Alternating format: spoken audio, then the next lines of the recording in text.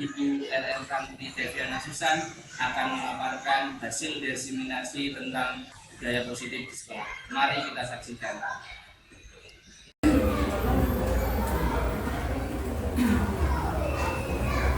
Assalamualaikum warahmatullahi wabarakatuh. Selamat siang saya ucapkan bagi yang beragama lain. Yang terhormat Ibu Rita Eria MPD selaku Kepala Sekolah SDN Tangkah 6 Surabaya, Bapak Ibu Guru Hebat SDN Tangkah 6 beserta teknik yang saya banggakan. Puji syukur salawat serta salam kita panjatkan kehadirat Allah Subhanahu wa Ta'ala. Kita bisa berkumpul di siang ini dalam acara diseminasi disiplin positif. Terima kasih sebelumnya saya ucapkan untuk waktu dari Bapak Ibu. Mungkin kami, saya dan Pak Kabul mengganggu waktu istirahatnya. Adapun acara pada siang hari ini adalah yang pertama pembukaan, yang kedua adalah motivasi dari kepala sekolah, yang ketiga materi pertama yaitu pengantar budaya positif, yang kedua yang selanjutnya adalah penerapan budaya positif, selanjutnya refleksi dan RTL, dan terakhir adalah penutup. Menginjak acara selanjutnya yaitu pembukaan.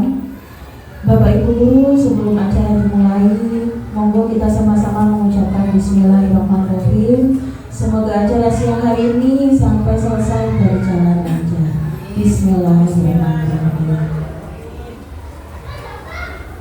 Acara yang kedua yaitu motivasi atau penguatan dari Ibu Rita Elia MPD selaku Kepala Sekolah SDN Rangkah 6 Surabaya. Kami silakan.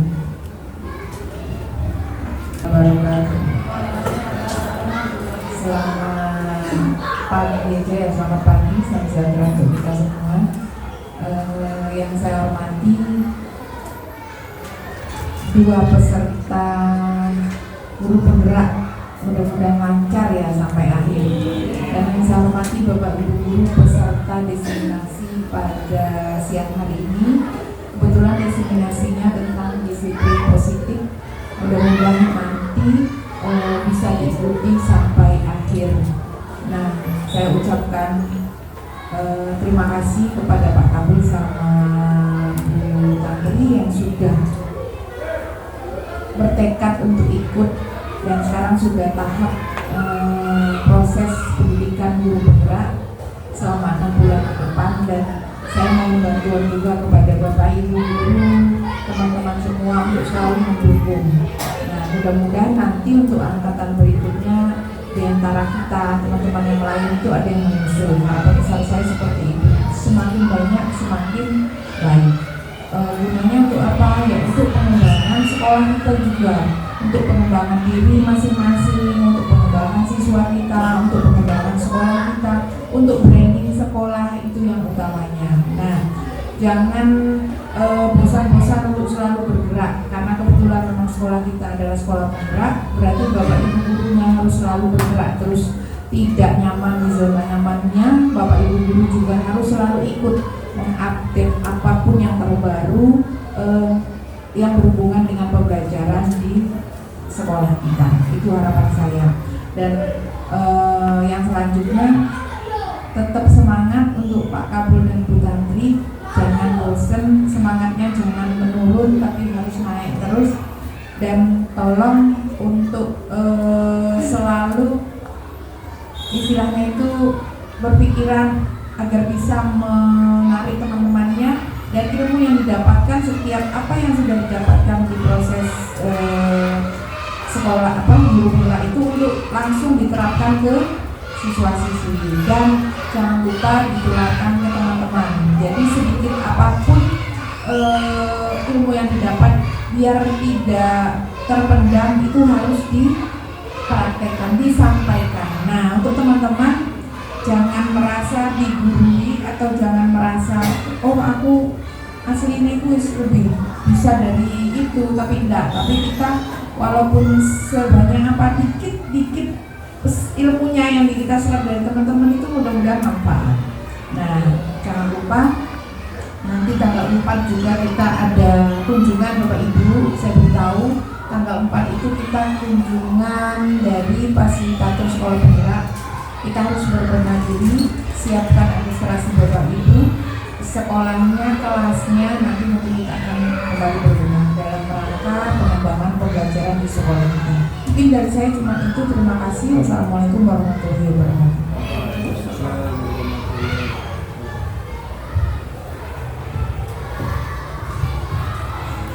Acara selanjutnya yaitu materi pertama, pengantar budaya positif. Nah, Bapak Ibu guru hebat SDN rangka 6, saya mohon izin juga, saya di sini bersama Pak Kabul juga belajar ya Pak ya, belajar.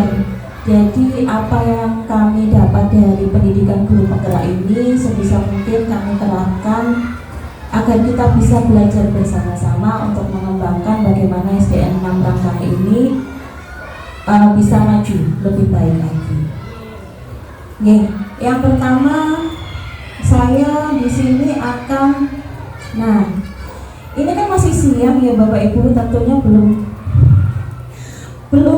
makan siang sepertinya. Nah, mohon izin ini kita ada ice breaking sebentar ini. Monggo next.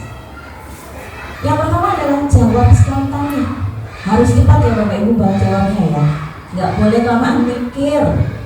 Yang kedua baca satu demi satu. Yang ketiga adalah tentunya konsentrasi. Siap ya? Ya nggak usah tegang ya Bapak Ibu ya.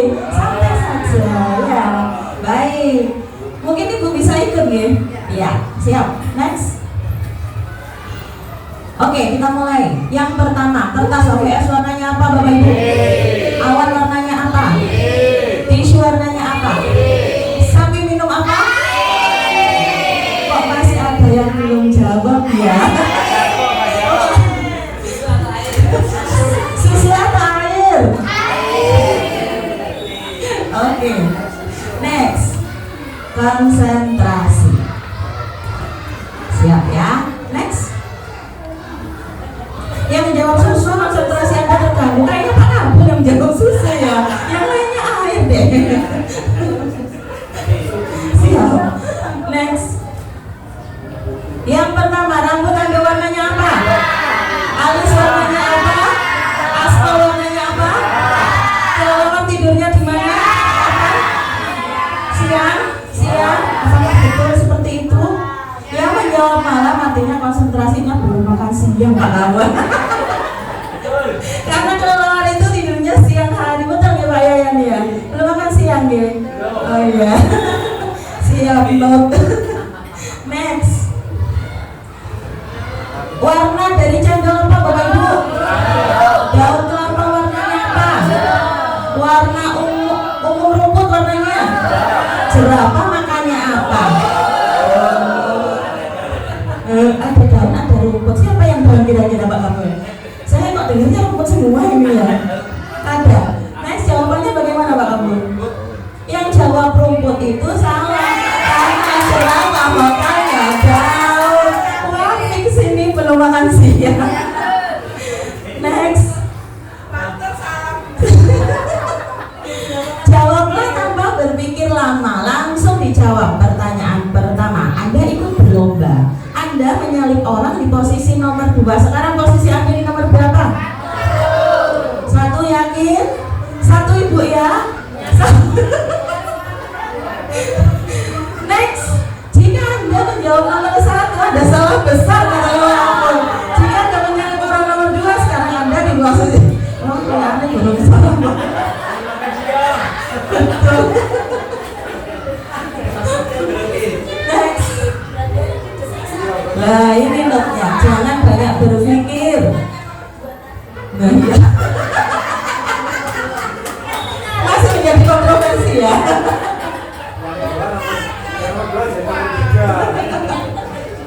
Oh ya, iya. Kita dengarkan dulu. Iya. Ya ini antara ibu dengan bendahara sekolah ya. Iya. Belum ada. Next. Jangan banyak berpikir.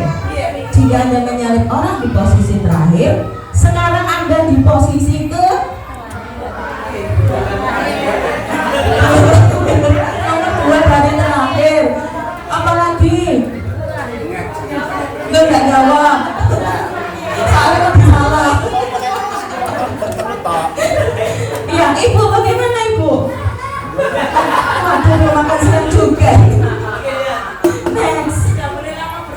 Iya, jika Anda menjawab, Anda salah lagi. Coba bagaimana caranya menyalip orang terakhir.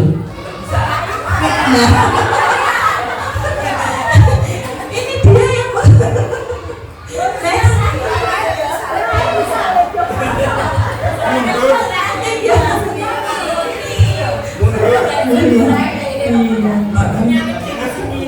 siap. Hitung-hitungan yang baik, catatan kerjakan di pikiran Anda saja, nggak boleh ngerpek ya.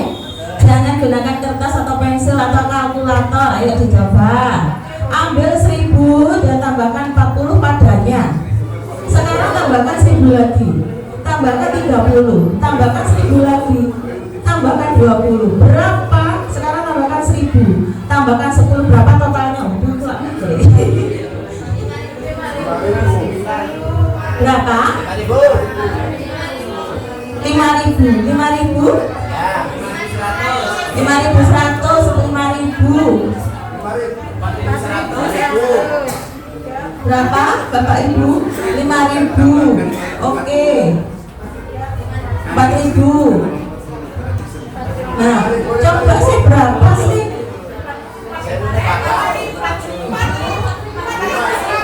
Oh, Ibu 4.100.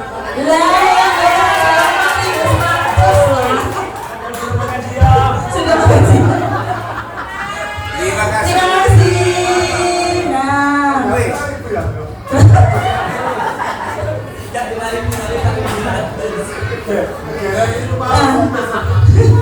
terima kasih Ibu, Bapak Ibu, sedikit membuat saya agak menangis ya. Ya, sekarang karena hawanya sudah siang, yuk kita senyum saling berhadapan. Punya pasangan kan? Nah, dulu sudah punya pasangan kok enggak ya? Pasangan dengan Bu Iza. Nah, agak mendekat toh, biar romantis. Nah, silakan saling berhadapan. Saling berhadapan. Oke, silakan saling berhadapan. Belum kita ketawa.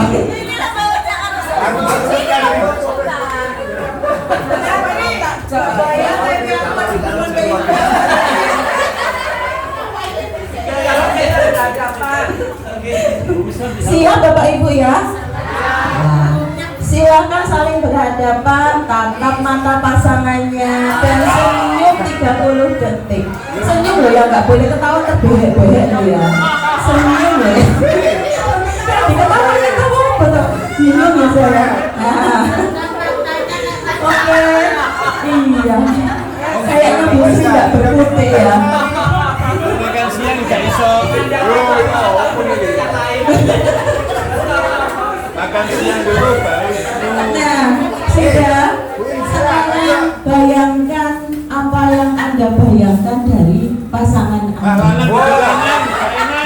Bayang. Kan bukan pasangan di rumah, pasangan yang ada di sini. Kalau saya mikirnya dengan Pak Kabur ini, tatap-tatap andai kan ini tak kayak motornya ini, kayak badannya ya apa rupanya ya gitu kali. Ya sudah. Sudah. Saya ambil random ya. Saya ambil random satu nama. Ibu Burita. Burita membayangkan Bu Sri seperti apa? Pas lagi menatap Bu Sri itu, ibu kok terbayangnya Bu Sri pas berdaya waktu di Marwati loh. Bergaya bebas ini Bu ya. Iya. Gitu, siap. Sekarang pasangannya dong. Ayo. Wah, bingung ibu. Bu Sri. Iya. Kalau nggak gitu bapak dan ma. Baik, terima kasih. King Surplus beri tepuk tangan buat bapak ibu guru hebat. Bisa kursinya di kembalikan lagi. Baik, Bapak Ibu, pada desiminasi ini kita akan membuat kesepakatan kelas sama seperti kita dengan anak-anak atau murid kita membuat yang namanya keyakinan kelas. Nah, tidak mungkin dan tidak bukan diseminasi ini kan kita enak biar enjoy. Menurut Bapak Ibu, pada 1 jam ke depan ini bagaimana keyakinan kelas kita? Makan siang.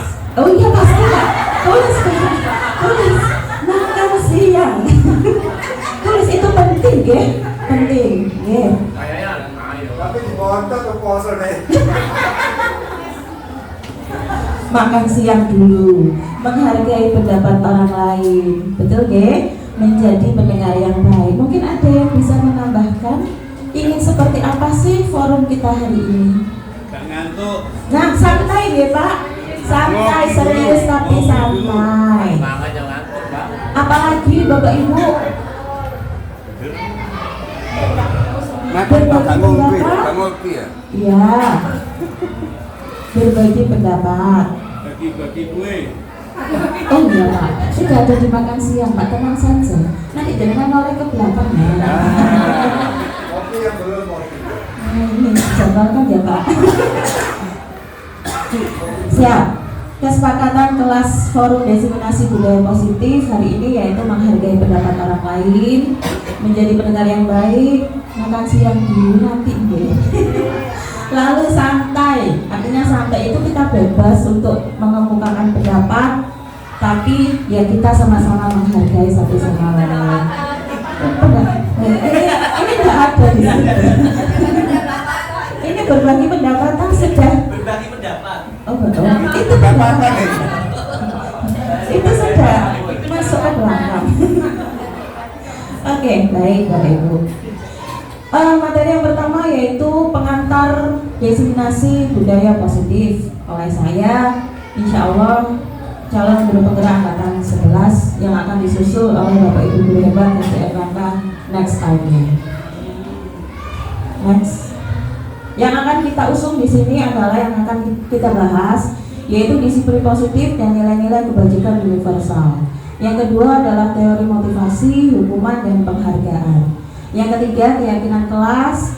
Selanjutnya kebutuhan manusia itu seperti apa. Dan 5 posisi kontrol seorang guru itu seperti apa. Dan yang terakhir adalah segitiga restitusi. Nah, ini kita saling sharing. Menurut Anda, Bapak Ibu, disiplin positif itu seperti apa nih? Mungkin ada yang bisa membantu saya di sini?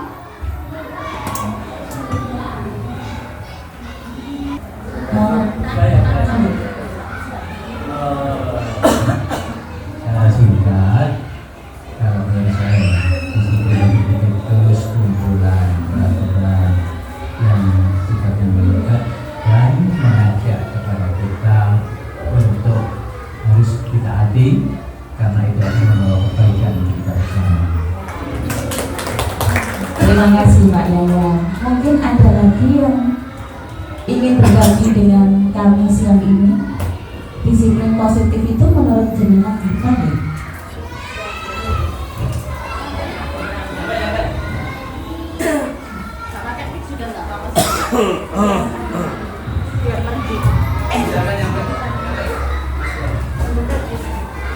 Terima kasih waktunya. Ini pengalaman yang sudah kita terima ya, dari yang sudah dipaparkan oleh Ibu Kepala Sekolah pada saat kita mau membentuk kesepakatan kelas sekaligus dari PMM yang sudah kita pelajari ya tentang disiplin positif. Seingat saya disiplin positif itu adalah bagaimana kita itu membentuk karakter anak, menumbuhkan karakter pada peserta didik itu untuk melakukan kesepakatan yang sudah disepakati di dalam kelas itu atau di tempat yang sudah ditetapkan ya, tanpa adanya hukuman ataupun hadiah. Jadi tidak ada paksaan, tidak ada hukuman maupun hadiah yang dibuat ini sebagai stimulus dari luar gitu. Tapi disiplin positif itu tumbuh dari diri peserta didik itu sendiri. Terima kasih. Terima kasih. Jawaban keren sekali Ibu. Ada lagi mungkin yang bisa menambahkan? Bapak Ibu? Baik. Next. Disiplin positif itu adalah pendekatan untuk mendidik anak agar menerapkan disiplin dari dalam diri mereka. Nah, ini kita sependapat dengan Bu Sri ya. Jadi pendekatan yang memunculkan dari kita untuk bagaimana itu ke anak. Lalu misalkan seperti ini, dia terlambat, kita tidak boleh menjadi seorang penghukum. Hei, kamu kok terlambat, kemana aja? Tanpa kita tahu alasan si anak tersebut, entah itu macet, entah itu dia masih bagaimana di rumah. Nah, kita tidak boleh seperti itu Bapak Ibu. Kita akan merubah mindset kita. Jadi pendekatan bertujuan untuk menumbuhkan kontrol diri dan kepercayaan diri, serta untuk mengajarkan orang untuk bersikap ramah dan tegas, bukan kasar. Oke, Bapak Ibu. Next. Nah, pendapat soal budaya positif juga ini ada perwujudan dari nilai-nilai atau keyakinan universal yang diterapkan di sekolah. Juga diawali dengan perubahan paradigma tentang teori kontrol. Selama ini barangkali kita sebagai guru merasa berkewajiban mengontrol perilaku siswa agar memiliki perilaku sesuai yang guru harapkan. Contohnya bagaimana Bapak Ibu? Dari poin ini, ada yang bisa mencontohkan? Misalnya ini di kelas saya, ada seorang anak. Saya lagi menjelaskan materi. Ternyata lagi getol-getolnya menjelaskan, ternyata si anak yang paling belakang itu klesik-klesik. Nah, yang si anak yang pinggir itu sambil tembok kayak gak punya tulang. Nah, bagaimana menurut Bapak Ibu? Apa yang dilakukan Bapak Ibu kalau ada di posisi saya? Mungkin ada yang bisa membantu saya? Bisa? Positif?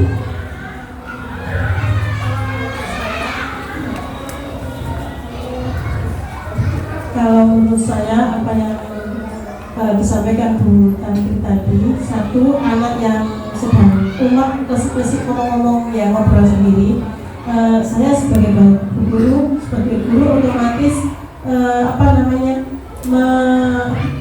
menjawab dalam artian itu memanggil, dalam artian tidak menyepelekan anak, yaitu kita menasihati dalam arti kita memberikan kode bahwa kita bisa memberikan kode pada anak itu bahwa saat ini Bu Guru sedang menerangkan. Nah, kalau ada anak yang duduknya kurang sopan, otomatis kita juga mengingatkan. Jadi kita sebagai guru tidak tinggal diam, jadi harus memberikan paling tidak nasihat pada kedua anak tersebut dengan tidak merendahkan anak, sehingga anak tidak merasa terganggu seperti itu. Ya, jadi kita bisa menegurnya, tetapi dengan cara yang tidak menjustifikasi. Nah, paradigma seperti itu harus kita ubah. Kalau dulu zamannya saya SMA, kalau saya dan tembok gini, saya sudah sawat penghapus sama bapak ibu saya. Langsung saya begini. Nah, itu akan menimbulkan rasa ketakutan terhadap bapak ibu. Itu memang mungkin hubungannya aku kayak robot. Nah, kalau anak sekarang kan yang penting adalah pendekatan kita ke mereka. Pasti mereka akan mengeluarkan atau menceritakan segalanya, baik buruknya, baik buruknya orang tua, bagaimana kasih sayangnya orang tua di rumah yang tidak dia dapat. Saya memposisikan di kelas itu sebagai ibu mereka. Jadi apapun itu dia mau suka sama siapa, mau gini mau gitu, dia cerita ke kami. Nah seperti itu. Karena itu saya ambil satu yang poin yang saya dapat dari disiplin positif ini adalah ambil hatinya dulu. Baru kita akan bisa bagaimana membentuk karakter si anak ini. Seperti itu. Next. Apa pentingnya kita memahami posisi kontrol sebagai guru? Yang pertama yaitu berdasarkan beberapa penelitian tentang teori kontrol, semua perilaku manusia itu pasti memiliki tujuan. Yang kedua, begitu pula dengan perilaku siswa. Bahkan sebuah kesalahan yang dilakukan siswa pasti memiliki alasan. Alasan tersebut biasa disebut dengan pemenuhan kebutuhan dasar manusia. Next. Nah, ini Bapak Ibu, kebutuhan dasar manusia itu sama seperti anak didik kita. Mereka butuh kasih sayang dan rasa diterima. Mereka juga butuh penguasaan, mereka juga butuh kesenangan, mereka juga butuh kebebasan, Bapak Ibu. Next. Menurut Diani Gosen, ada 3 alasan motivasi manusia dalam melakukan sesuatu. Yang pertama, menghindari ketidaknyamanan atau hukuman. Yang kedua, mendapatkan imbalan atau penghargaan dari orang lain. Yang ketiga, yaitu menjadi orang yang mereka inginkan sesuai dengan nilai-nilai yang diyakini. Next. Perubahan paradigma teori kontrol atau ilusi kontrol.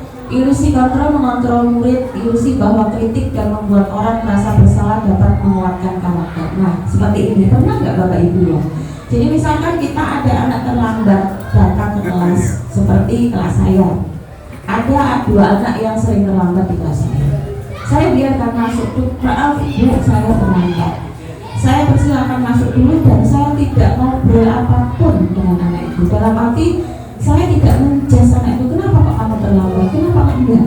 Karena apa? Posisi dia sudah terlambat, satu. Yang kedua, kalau kita jas seperti itu, dia bakalan malu dengan teman-temannya. Apa yang akan saya lakukan? Setelah pelajaran selesai atau istirahat, saya panggil anak itu sendiri. Saya pendekatan, kenapa sih nak kamu kok sering terlambat? Nah, akhirnya dia cerita seperti ini. Kalau kasusnya ada di mamanya, biasanya bareng sama kakak Bu terlambat, soalnya kakak sekolahnya jauh, jadi nganterkan kakak dulu baru ke sekolah ini. Nah, saya teleponkan mamanya. Nah, seperti itu. Jadi kalau dulu zaman saya sekolah terlambat, saya sekolahnya di SMP swasta, SMP Kristen Gigi 1. Mungkin panjenengan tahu. Zaman dulu saya jam 7:30 saya masuk. Itu terlambat karena saya posisinya rumahnya di Sidoarjo. Diantar papa saya datang terlambat. Itu sudah ada punishment dari sekolah. Lari Bapak Ibu keliling lapangan. Lari, tidak mengenal laki, tidak mengenal perempuan. Setelah itu dimasukkanlah saya ke BK. Dikasih penyuluhan. Setelah itu Bapak Ibu guru BK dia juga bukan seperti Bapak Ibu guru yang sekarang. Bapak Ibu guru BK, apalagi sekolah Kristen itu yang menjas, kamu kenapa? Kamu nggak bisa begini seperti itu. Ya betul ya Bunda ya, biasanya sekolah Kristen tegas ya. Nah, seperti itu. Nah, zaman kan sudah berubah. Karakter anak juga sudah sangat berubah. Nah, bagaimana caranya kita merubah paradigma yang lalu itu menjadi yang sekarang dengan kebutuhan anak itu tersebut. Next. Bagaimana kita bisa mengubahnya? Menurut Stephen R. Covey, Principle Centered Leadership tahun 1991 mengatakan bahwa bila kita ingin membuat kemajuan perlahan, sedikit demi sedikit, ubahlah sikap atau perilaku Anda. Namun, bila kita ingin memperbaiki cara-cara utama kita, maka perlu mengubah kerangka acuan kita. Ubahlah bagaimana Anda melihat dunia, bagaimana Anda berpikir tentang manusia. Ubahlah paradigma Anda, skema pemahaman dan penjelasan aspek-aspek tertentu tentang hal itu. Sama seperti yang saya bahas tadi. Next. Nah, Bapak Ibu, dari filosofi Ki Hajar Dewantara ini, anak-anak hidup dan tumbuh sesuai kodratnya.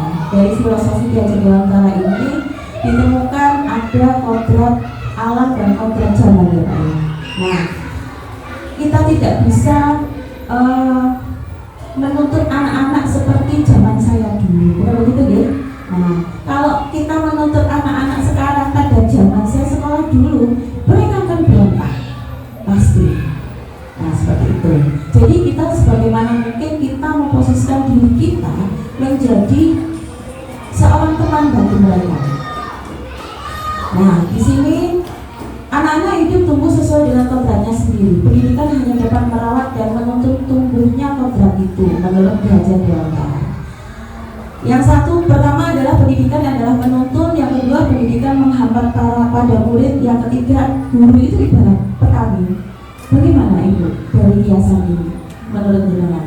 Guru itu ibarat petani. Apa sih maksud kiasan ini? Bagaimana? Nah, menanam. Nah, menanam lahannya itu siapa Bapak Ibu? Nah, lahannya adalah peserta didik kita. Gurunya siapa? Yaitu saya, jenengan semua. Bagaimana menanam padi ini agar tumbuh yang baik dengan karakter yang bagus? Nggak apa namanya kalau beras itu ya, nggak pukul-pukul kayak saya gitu ya. Next, disiplin positif.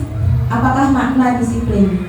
Berasal dari bahasa Latin yang dinamakan disiplina, yang artinya belajar. Makna asal dari kata ini berkonotasi dengan disiplin diri dari murid-murid Socrates dan Plato. Disiplin diri membuat orang menggali potensinya menuju sebuah tujuan apa yang dia hargai. Namun, dalam budaya kita, makna kata disiplin telah berubah menjadi sesuatu yang dilakukan seseorang pada orang lain untuk mendapatkan kepatuhan. Kecenderungan umum adalah menghubungkan kata disiplin dengan ketidaknyamanan, bukan dengan apa yang kita hargai atau pencapaian suatu tujuan mulia. Next. Menanamkan motivasi kepada murid Bapak Ibu untuk menjadi orang yang mereka inginkan dan menghargai diri sendiri dengan nilai-nilai yang mereka percaya. Jadi ada beberapa murid ini yang ingin, Bu, aku loh Bu, disuruh mamaku itu jadi ini, tapi aku nggak mau Bu. Ya, terus kamu bagaimana? Ya aku nggak mau, pokoknya aku dipaksa. Nah, ada salah satu murid saya yang baru ini. Jadi akhirnya saya sering agak berbeda pendapat dengan wali murid, karena apa? Satu, akhirnya menjadikan anak ini tertekan baik di kelas ataupun di rumah. Di rumah itu dia sering dimarahi oleh bapak ibunya, lalu di sekolahan itu dia merasa dikucilkan, bukan dikucilkan sebenarnya, nggak diboleh sama teman-temannya. Karena apa? Ternyata yang bermasalah adalah orang tuanya. Orang tuanya ini selalu mengekor, dalam arti dia tidak bisa bertumbuh kembang dengan seumurannya, karena orang tuanya selalu mempressure, kamu ikut ini, kamu ikut ini, kamu ikut ini. Sedangkan anaknya sendiri tidak mau. Aku mau ikut ini Bu, tapi aku nggak berani sama mama papaku. Akhirnya disinilah saya sebagai penengah. Nah, posisi kontrol saya di sini adalah sebagai penengah antara peserta didik dengan orang tua.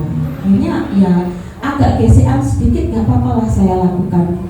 Agar apa? Kasihan si anak ini tidak pernah istilahnya apa ya, dikumpuli dengan teman-temannya hanya karena mamanya, misalkan ini Bu, ada lomba, si A ini ikut, mamanya ikut dan ikut mengatur. Ini yang akhirnya menjadi apa ya, kesalahan terbesar sebenarnya. Makanya kita bagaimana kita menjadikan posisi kita itu sebagai penengah antara peserta didik dengan wali murid, seperti itu. Nilai-nilai kebajikan universal. Nilai-nilai kebajikan adalah sifat positif manusia yang merupakan tujuan mulia yang ingin dicapai setiap individu. Nilai-nilai tersebut bersifat universal atau umum dan lintas bahasa, suku bangsa, agama maupun latar belakang. Setiap perilaku perbuatan memiliki satu tujuan menurut Dr. William Glasser pada teori kontrol 1984. Dengan mengaitkan nilai-nilai kebajikan yang diyakini seseorang, maka motivasi intrinstiknya akan terbangun sehingga menggerakkan motivasi diri untuk dapat mencapai tujuan mulia yang diinginkan.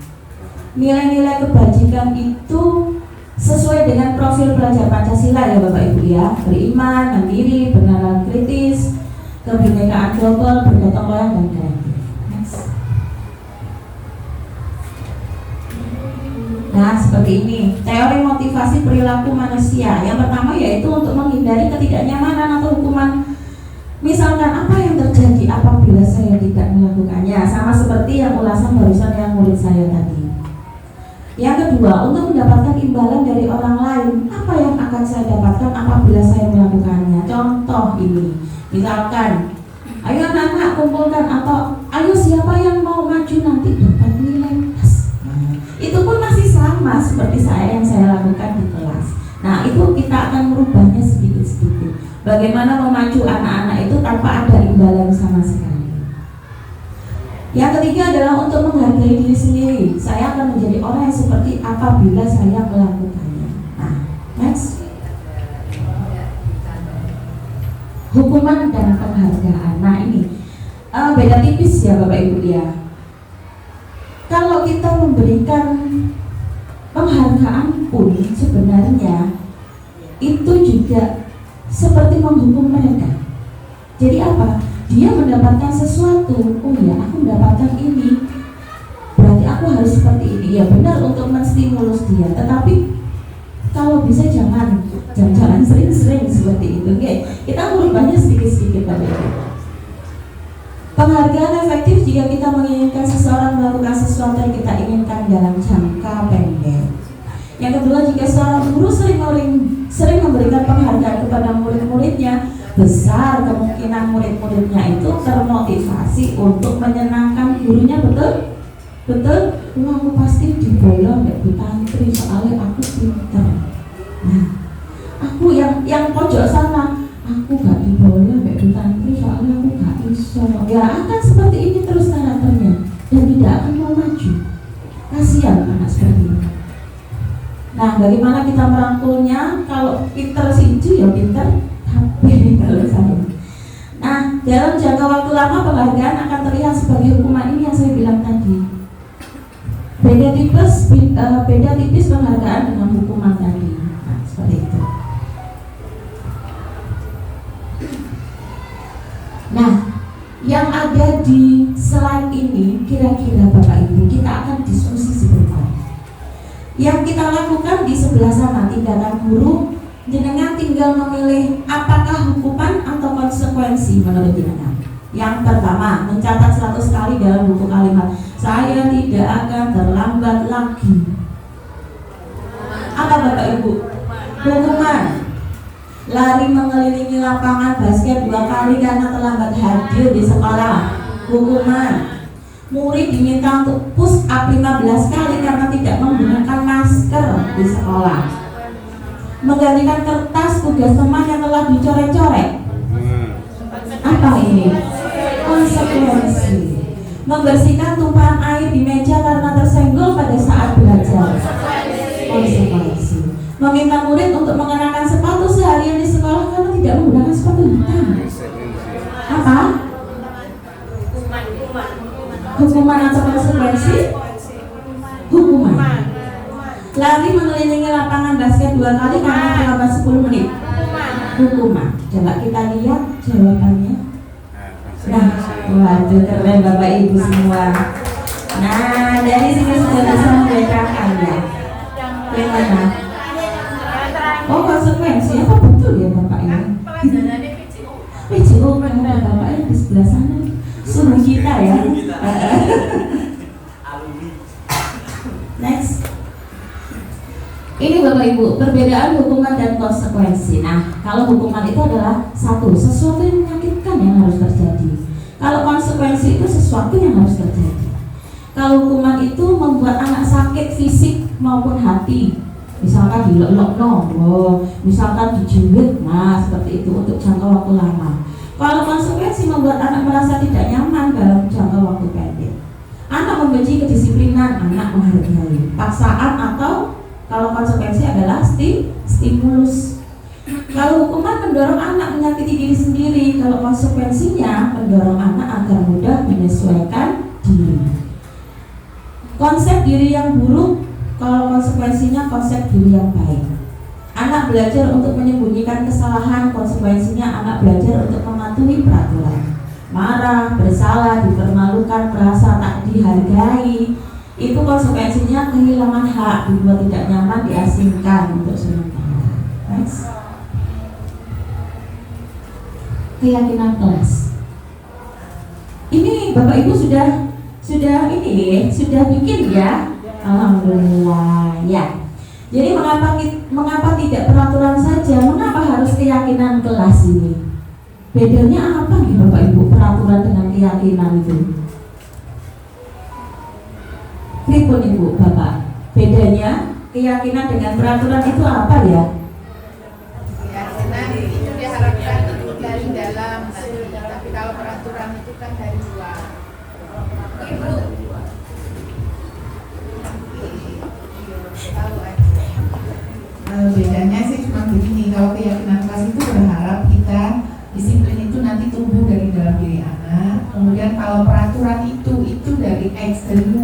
Jadi kita yang mengharuskan mereka untuk berbuat sesuatu. Itu aja bedanya. Oke, lalu tepuk tangan bu Bapak Ibu. Nah, iya Bapak Ibu. Keyakinan dan peraturan itu kalau zaman dulu saya sekolah itu namanya peraturan kelas. Kalau sekarang namanya kesepakatan atau keyakinan kelas. Nah, biasanya kesepakatan atau keyakinan kelas itu kalimatnya itu yang positif-positif, kalimatnya itu tidak yang mempressure. Seperti nanti keyakinan kelas dengan Mr. Kabul ya nanti. Ya. Next Pak Abu. Nah, dari slide seperti ini Bu, Bapak Ibu, kira-kira dari sebelah sana dan sebelah sini, kira-kira yang mana yang merupakan keyakinan kelas Bapak Ibu? Sebelah kiri atau sebelah kanan saya? Yang peraturan adalah yang kiri, yang kesepakatan adalah yang kanan. Nah, berbeda ya Bapak Ibu ya. Nah, next.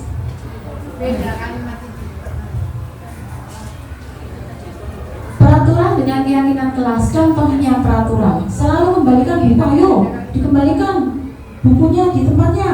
Nah, keyakinan kelasnya dia karakternya apa? Tanggung jawab atau kebajikan yang dituju.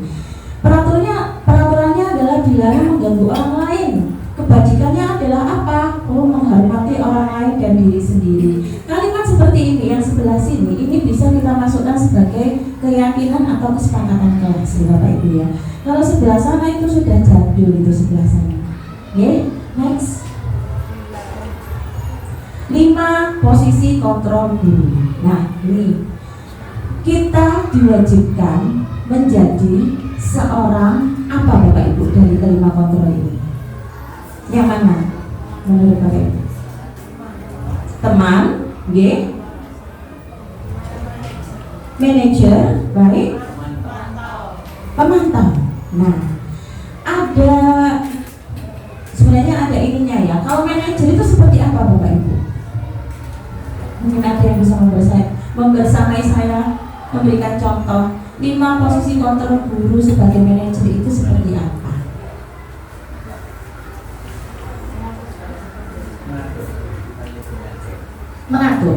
Mengatur seperti apa Pak? Posisi duduk mungkin bisa jadi manajer itu dalam bentuk anak-anak yang kategori up itu di sebelah sana mungkin, atau dia itu bisa membantu teman-teman yang lain, istilahnya gitu, belajar bersama. Baik, ada lagi mungkin pendapat dari Bapak Ibu? Oke, bagaimana Bu Nurul? Kalau menurut saya, kita kadang memposisikan diri sebagai manajer, yaitu mengatur bagaimana proses pembelajaran di dalam kelas. Misalnya kita memulai pembelajaran dengan berdoa bersama, akan meskipun anak-anak yang akan memimpin berdoa, tapi paling tidak kita akan untuk mengkondisikan kelas lebih dahulu. Terima kasih. Terima kasih Pak Yaya dan Bu Nunung. Baik Bapak Ibu, manajer itu kalau dari pendidikan kami, kita adalah memposisikan itu sebagai betul memanage kelas, tetapi tidak mempressure. Dalam arti seperti ini. Yang saya ulas tadi, ada anak yang sering terlambat. Setelah itu saya ambil anaknya, tidak saya pressure di kelas. Saya ambil anaknya pada saat pulang sekolah atau jam istirahat. Saya tanyakan, "Nak, kamu benar terlambat ya?" "Oh iya Bu." Nah, dari situ dia akan muncul yang namanya, kita akan nanti akan dibahas jelas oleh Pak Kabul ya. Saya ulasannya saja. Jadi di sini adalah kita memanage bagaimana karakter siswa. Jadi dalam arti kita bukan menjadi seorang penghukum. "Nak, kamu terlambat ya tadi?" "Iya Bu." "Kenapa Nak?" "Iya Bu, di jalan macet." Misalkan seperti itu. Nah, semua orang pasti melakukan kesalahan, baik saya ataupun kamu. Nah, kaitkan Bapak Ibu dengan keyakinan kelas. Nah, keyakinan kelas kita bagaimana? "Iya Bu, pastinya keyakinan kelas kita ini tidak boleh terlambat." Nah, konsekuensinya adalah bagaimana Nak? "Iya Bu, saya minta maaf dan saya tidak akan mengulanginya lagi." lagi. Pasti si anak akan berkata seperti itu. Nanti di sini di 5 posisi kontrol ini akan adanya segitiga restitusi yang selanjutnya akan dibahas oleh Pak Menko. Next. Nah, seperti ini Bapak Ibu. Kontrol dari luar dan kontrol identitas berhasil atau sukses. Yang pertama yaitu penghukum, misalnya menghardik-hardik. Yang kedua adalah membuat orang merasa bersalah, misalkan berceramah dan mengatakan seharusnya kamu itu bla bla bla bla bla, nah, seperti itu ya. Atau ibu ini kecewa sama kamu, bla bla bla bla, seperti itu. Nah, kalau kita memposisikan diri sebagai teman, kita pasti akan satu membuatkan alasan-alasan untuk muridnya. Kalau kita memposisikan sebagai penantau, menghitung dan mengukur, oh awas lho hari itu wis terlambat siji loro. Senin wingi wis terlambat. Saiki terlambat meneh, masukkan buku hitam. Nah, itu sebagai penantau. Kalau kita sebagai manajer, kita akan mengajukan pertanyaan-pertanyaan sama seperti yang saya ulas barusan. Dan setelah itu nanti ibu masukkan atau ibu kaitkan ke segitiga restitusinya atau keyakinan kelasnya. Pasti dia bakalan apa? Nggak akan, kalau jenengan bilang misalkan kamu terlambat, nah itu dia karakter dia bakalan aku terus terlambat. Kalau ibuku di sini, kalau guruku di sini, nah akhirnya dia akan menjauh, semakin menjauh dari kita. Oke, next. Nah, segitiga restitusi. Restitusi adalah proses kolaboratif yang mengajarkan murid untuk mencari solusi untuk masalah dan membantu murid berpikir tentang orang seperti apa yang mereka inginkan dan bagaimana mereka harus memperlakukan orang lain. Nah, melalui pendekatan segitiga restitusi ini, ketika murid berbuat salah, itu guru akan mengajak murid merefleksikan apa yang mereka lakukan untuk memperbaiki kesalahan mereka, sehingga mereka menjadi pribadi lebih baik dan menghargai dirinya sendiri. Next. Nah, ini adalah salah satu kasus. Mungkin kasusnya apa? Next. Ini Bapak Ibu yang saya bilang tadi, segitiga restitusi. Nah, di sini ada 3 Bapak Ibu segitiga restitusi itu. Yang pertama adalah menstabilkan identitas. Setiap orang pasti melakukan kesalahan. Kita akan bilang ke anak seperti itu. Kamu bukan satu-satunya yang pernah melakukan ini. Nah, dari situ kan dia langsung hatinya, yes, gitu ya. Berarti guruku ini agak menerima. Nah, seperti itu. Lalu yang kedua adalah validasi kebutuhan. Kamu tentu punya alasan, nak, mengapa melakukan itu. Nah, kita tanya bagaimana, dia pasti akan cerita. Lalu yang terakhir baru kaitkan dengan keyakinan atau kesepakatan kelas. Seperti itu Bapak Ibu. Next.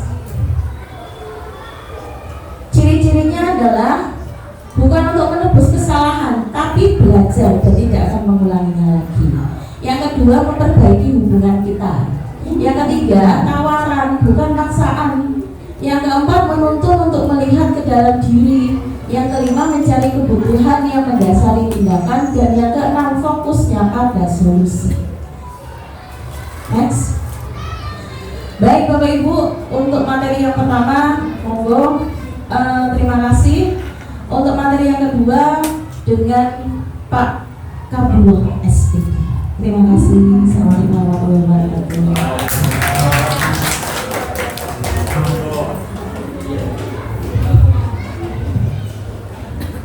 Terima kasih Bu Tantri untuk biar tidak diam aja, ya harus minimal ada subuhannya atau Bu Tantri. Kok kelihatan kompetut. Ya, monggo sambil Bu Tantri kesana, kelihatannya bahwa disiplin positif itu kata-katanya indah tapi agak sulit karena kita sudah mendarah daging bahwa kita itu tanpa peraturan, tanpa sanksi pastinya akan melemah, tidak akan membuat jera. Jadi pikiran kita seperti itu, seakan-akan kita itu balas dendam dengan yang dulu seperti itu. Jadi sebelum ke sana kelihatannya kita perlu refresh dulu untuk speaking lagi seperti tadi biar kita masuk ke sana. Jadi sebutkan warna. Ini warna apa? Merah. Jadi sebutkan warna.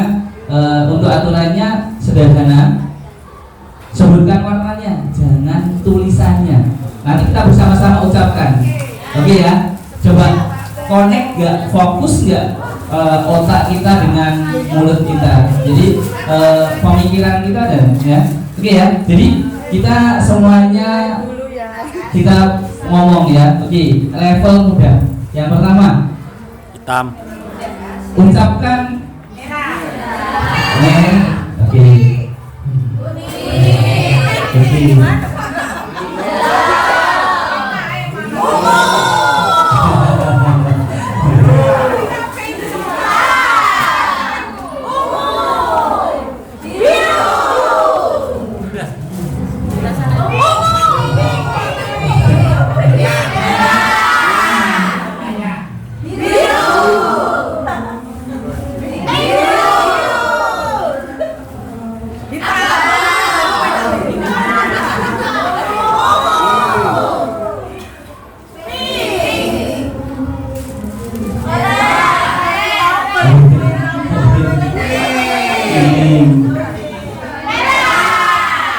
Oke, level yang agak sulit.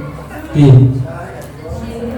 Merah, kuning, hijau, ungu, Ungu. Oke.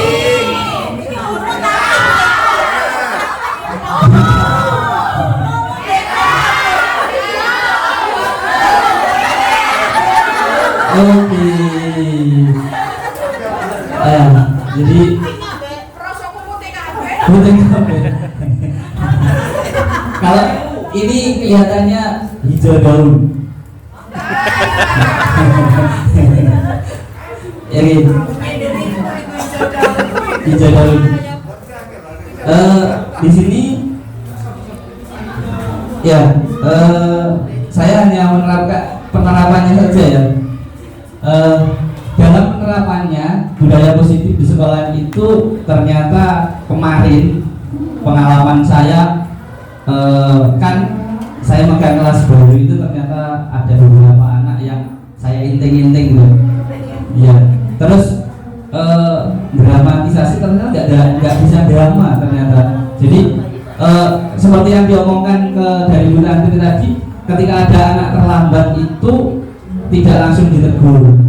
Cuma anak ngomong, maaf Pak, saya terlambat. Nah, malah menurut budaya positif tidak langsung ditegur di depan kelas kenapa dan lain-lain. Tapi ngomongnya begini, ketika anak masuk, maaf Pak, saya terlambat. Oke, kamu terlambat, nanti temui Bapak saat istirahat ya di ruangan mana. Jadi kita ngomongnya lebih personal. Jadi tidak langsung di depannya anak-anak seperti itu. Jadi paradigma yang lalu ketika kita kalau nanti, otak saya juga gitu. Kalau nanti ketika ada anak terlambat, kalau tidak ditegur langsung, gurunya yang lupa atau anaknya yang akan semena-mena, ternyata itu membawa dampak yang negatif. Seakan-akan saya itu sebagai guru pendendam. Ya, kalau dulu saya sekolah diginikan, ya saya harus saat ini juga saya ginikan juga seperti itu. Ternyata beda paradigmanya dan agak sulit. Ketika kita melakukan penerapan seperti itu, kemarin si Kavi itu saya seperti itu ternyata sulit juga menggunakan segitiga restitusi, ternyata sulit. Oke, kita lanjut. Budaya positif di sekolah itu yang seperti tadi dikatakan oleh Bu Tantri bahwa kita itu menanamkan ke anak itu untuk sadar diri. ya, sadar diri, sadar posisi, ya. Terus bahwa kita itu, anak itu tetap ada rasa hormatnya kepada guru, walaupun kita sebagai mitra di dalam kelas, di luar kelas, tapi harus tetap ada menjaga norma antara siswa dengan guru. Itu budaya positif. Budaya positif tadi sudah ada 6 itu tentang budaya positif. Lanjut Bu.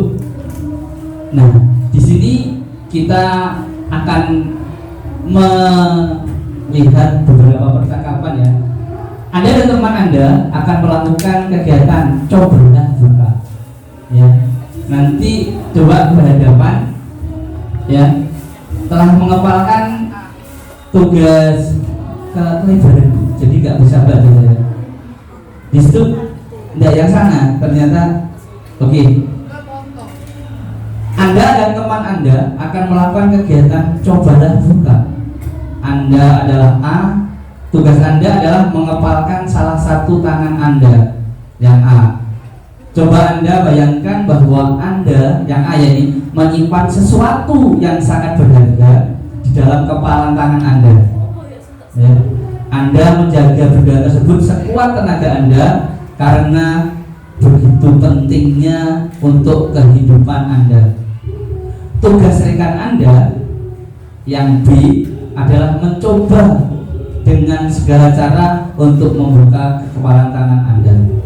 Teman Anda B boleh membujuk, menghardik, mengintimidasi, memarahi, menggoda, menggelitik, bahkan menawari Anda uang agar Anda bersedia membuka kepalan tangan Anda.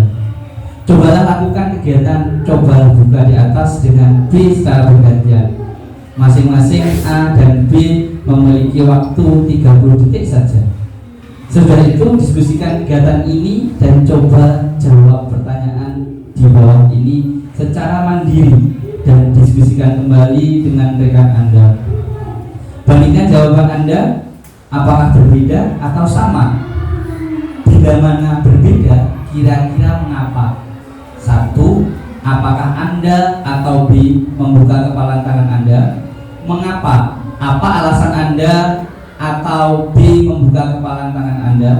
Yang kedua, apakah Anda atau B menutup kepalan tangan Anda? Mengapa? Apa alasan Anda atau B tetap menutup kepalan tangan Anda? Yang ketiga, dalam kegiatan ini sesungguhnya siapa yang memegang kendali atau kontrol untuk membuka atau menutup kepalan tangan? Kita coba, kita bayangkan, ya. Nah, kalau prakteknya kelamaan. Kita bayangkan aja, kira-kira, ya. Pertanyaan terakhir saja, dalam kegiatan ini sesungguhnya siapa yang memegang kendali atau kontrol untuk membuka atau menutup kepalan itu? Siapa? Oke, diri sendiri. Jadi bukan orang lain, tapi kitalah yang menjadi kontrol dalam menentukan sebuah keputusan. Next. Nah, kita sendiri yang memegang kontrol atas kepalan tangan kita. Apakah kita membuka atau menutup kepalan tangan kita itu tergantung pada diri kita masing-masing, sesuai dengan kebutuhan dasar kita saat itu. Jadi hanyalah kepentingan pribadi itu yang harus kita tentukan, seperti itu. Next, teori kontrol meluruskan miskonsepsi tentang makna kontrol. Ya. Jadi saya tekankan khususnya di situ. Yang pertama adalah ilusi guru mengontrol murid. Yang kedua, ilusi bahwa semua penguatan positif efektif dan bermanfaat. Ilusi bahwa kritik dan membuat orang merasa bersalah dapat menguatkan karakter. Yang keempat, ilusi bahwa orang dewasa memiliki hak untuk memaksa. Seperti tadi sudah dijelaskan detail sama Bu Tantri ya. Lanjut Bu. Nah, disiplin positif itu sesuatu kontrol diri untuk mencapai tujuan mulia, yaitu nilai kebaikan yang penuh tanggung jawab tanpa kontrol orang lain. Jadi apa adanya, tidak ada dorongan dari luar maupun paksa positif. Jadi anak-anak itu melakukan tindakan itu tanpa kontrol orang lain. Jadi kesadaran diri. Di sini penerapan dari disiplin positif. Disiplin positif disiplin diri dapat membuat seorang menggali potensi menuju kepada sebuah tujuan, sesuatu yang dihargai dan bermakna. Penerapan disiplin positif adalah agar terbentuknya murid yang berkarakter, disiplin, santun, jujur, peduli, dan bertanggung jawab. Bukan sebaliknya. Biasanya itu kita lebih nggak apa-apa, Pak. Jadi berkarakter, disiplin, santun ya. Jadi harapannya tidak sebebas-bebasnya. Jadi anak-anak itu sadar akan kebaikan seperti itu. Lanjut. Nilai kebajikan adalah sifat positif manusia yang merupakan tujuan mulia yang ingin dicapai setiap individu. Ya, kelihatannya dalam pembelajaran ini adalah karakter profil pelajar Pancasila itu, dimensi yang keenam itu yang harus kita terapkan ke anak-anak. Jadi dalam kelas itu luangkan waktu untuk berkata-kata bijak, ya, kata-kata bijak. Tapi kalau saya masih belum berkata bijak, tapi kadang-kadang masih berkata-kata kasar. Seperti itu. Oke, lanjut. Dari motivasi perilaku manusia. Ini untuk memotivasi diri dari ada dua motivasi eksternal, ada dua dari keluar ya, untuk menghindari tidak nyamanan hubungan yang tadi sudah dijelaskan oleh Bu Tantri. Lanjut aja untuk ke di sini. Penerapannya seperti ini. Di sini sebagai seorang guru, saat Anda hadir mengajar di kelas tepat waktu, motivasi apakah yang mendasari tindakan Anda? Apakah Anda datang tepat waktu karena tidak ingin ditegur oleh atasan Anda, dan kemudian mendapatkan apakah Anda datang tepat waktu karena tidak ingin ditegur oleh atasan Anda dan kemudian mendapatkan surat peringatan atau menghindari tidak nyamanan dan hukuman, atau Anda ingin mendapatkan pujian dari atasan, mendapatkan penghargaan sebagai karyawan atau guru yang terbaik dan berprestasi, ya, mendapatkan imbalan atau penghargaan diri dari orang lain, atau Anda ingin menjadi orang yang menghargai waktu, menghargai diri Anda sendiri sebagai teladan bagi murid Anda, karena Anda percaya tindakan Anda sebagai guru akan dicontoh oleh murid Anda, atau menghargai nilai-nilai diri sendiri. Manakah motivasi yang paling kuat mendasari tindakan Anda, atau bahkan kombinasi dari keduanya? Bila di sekolah Anda tidak ada peraturan yang mengharuskan, jadi di situ ada narasi seperti itu. Nah, bila di sekolah Anda tidak ada peraturan yang mengharuskan guru datang tepat waktu dan tidak ada surat teguran dari guru yang datang terlambat dan tidak ada atasan yang memuji Anda, apakah Anda akan tetap datang tepat waktu untuk mengajar murid-murid Anda? Ada alasannya apa? Jadi ketika kita akan masuk, kalau saya masih tetaplah saya yang mengatur kehidupan saya, si Agus kalau masuk sini ya. Jadi seperti itu. Kalau tidak ada si Agus gimana? Kalau tidak ada absensi yang harus mengharuskan tepat waktu, tetap ya. Oke, tetap ya. Oke. Nah, ini berarti sudah masuk ke disiplin positifnya, berarti. Oke. Si Agus baru berapa tahun atau sudah ngajar bertahun-tahun?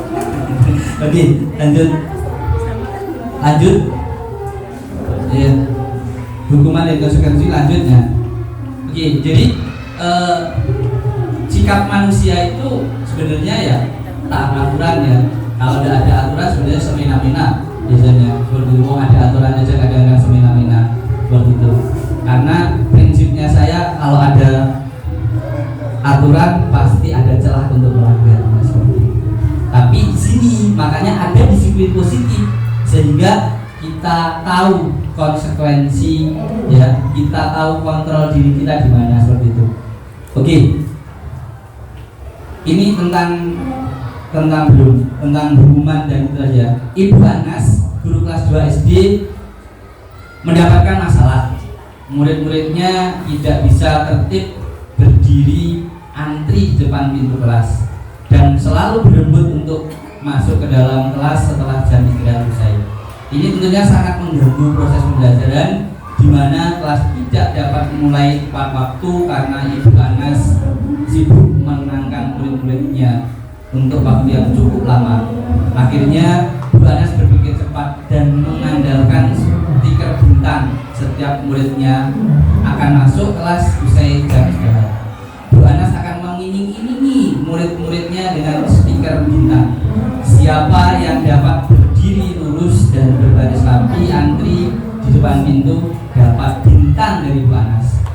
Sebagian besar muridnya menyambut tantangan tersebut dan langsung berdiri rapi di depan pintu agar mendapatkan stiker bintang.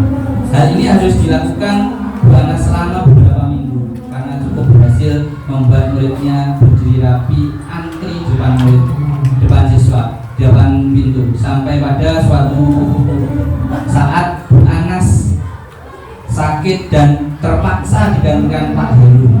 Pak Heru tidak mengetahui tentang stiker bintang dan benar saja pada saat mau masuk ke kelas usai jam istirahat, murid-murid kelas 2 kembali berebut masuk kelas. Apa yang terjadi dan mengapa? Dari ilustrasi ini bisa kita ambil bagaimana. Jadi biasanya kan seperti itu kalau di kelas rendah, kelas tinggi aja kayak gitu juga sebenarnya. Nah, berdasarkan teori motivasi, di sini motivasi murid-murid kelas 2 itu bersedia berdiri karena dapat hadiah. Ya, ribet itu. Terus adakah cara lain agar murid itu tepat waktu berdiri kelas tertib seperti itu tanpa diberi penghargaan? Kira-kira apa Bapak Ibu? Buat kesepakatan atau keyakinan kelas. Jadi tanpa hukuman dan tanpa penghargaan kita mendapatkan disiplin positif dengan cara menyadarkan anak tentang kesepakatan atau keyakinan kelas. Seperti itu. Next. Ini sudah dijelaskan sama Bu Tanti ya. Next saja. Next. Ini kebutuhan dasar manusia yang terus teringat ya, kasih sayang untuk eksis, selalu eksis ya, penguasaan bila mampu dan lain-lain akan dihargai oleh guru, oleh teman-temannya dan lain-lain seperti itu.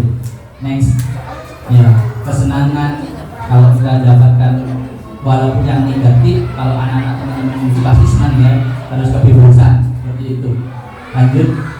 Nah, ini ada beberapa ilustrasi ya, memang Ibu Ani guru kelas 5, ganti Bu Tantri aja, guru kelas 5 di SD Pelita Hati sedang bingung menghadapi ulah salah satu murid di kelasnya, Agus.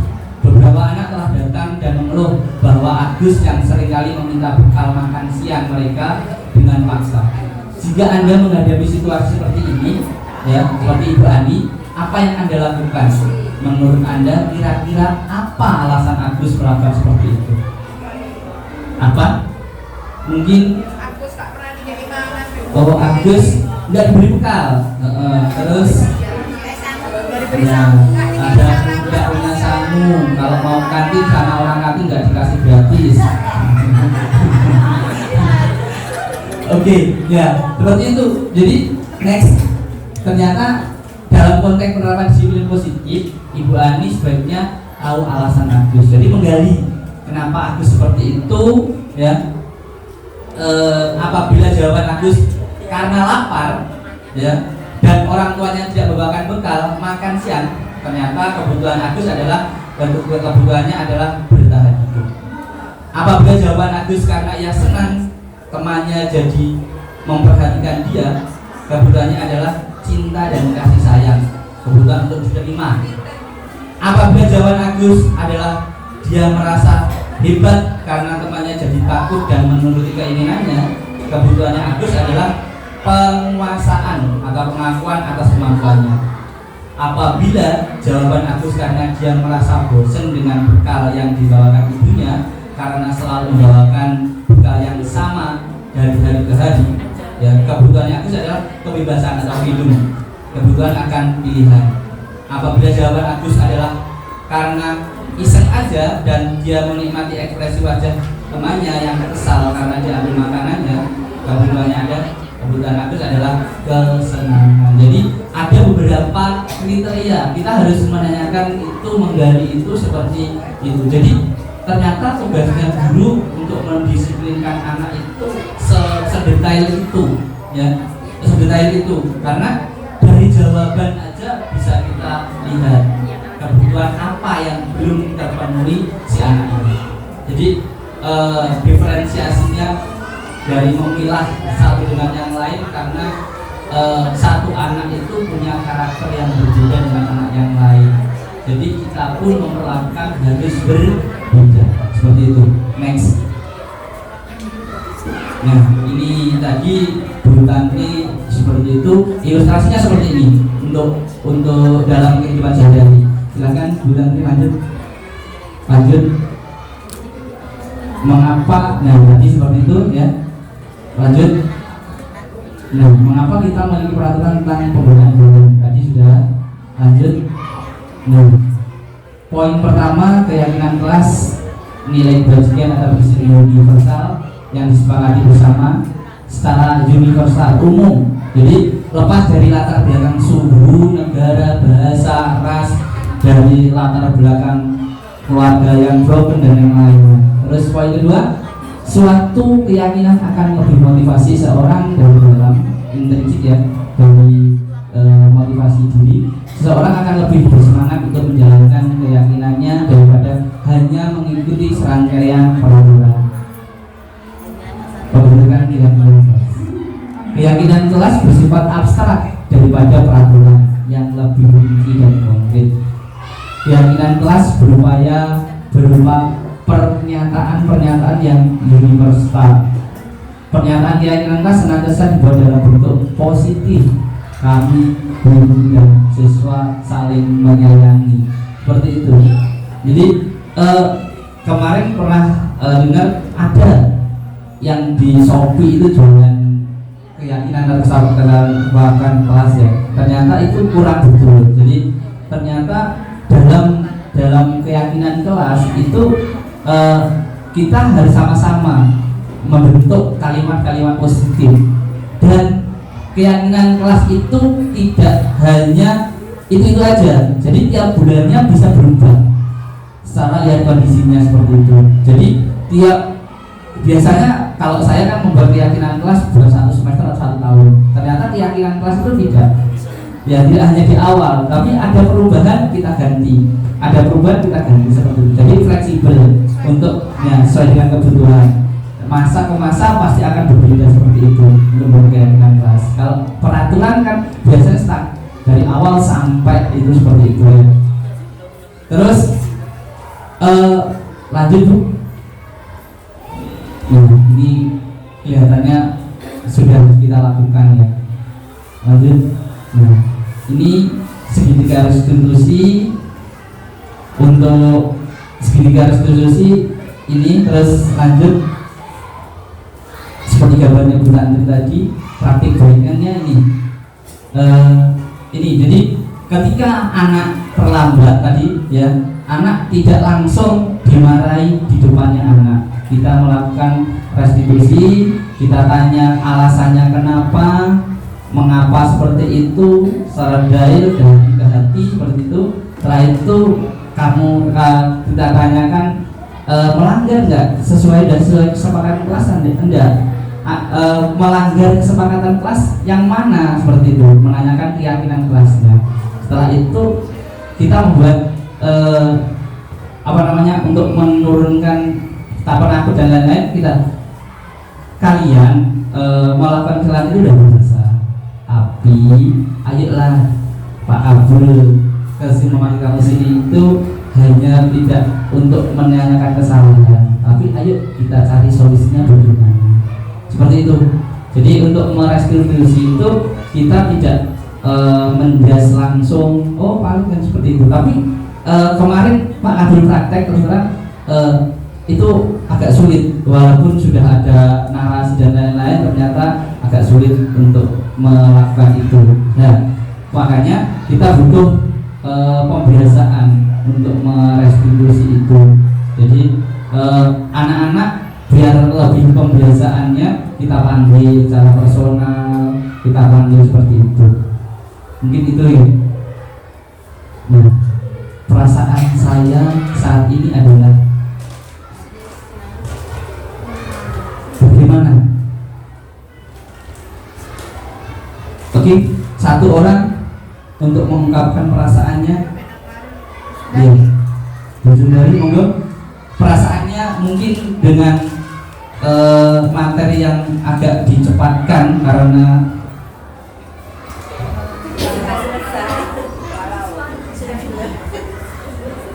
perasaan saya bersyukur sekali saat ini mendapat materi ini,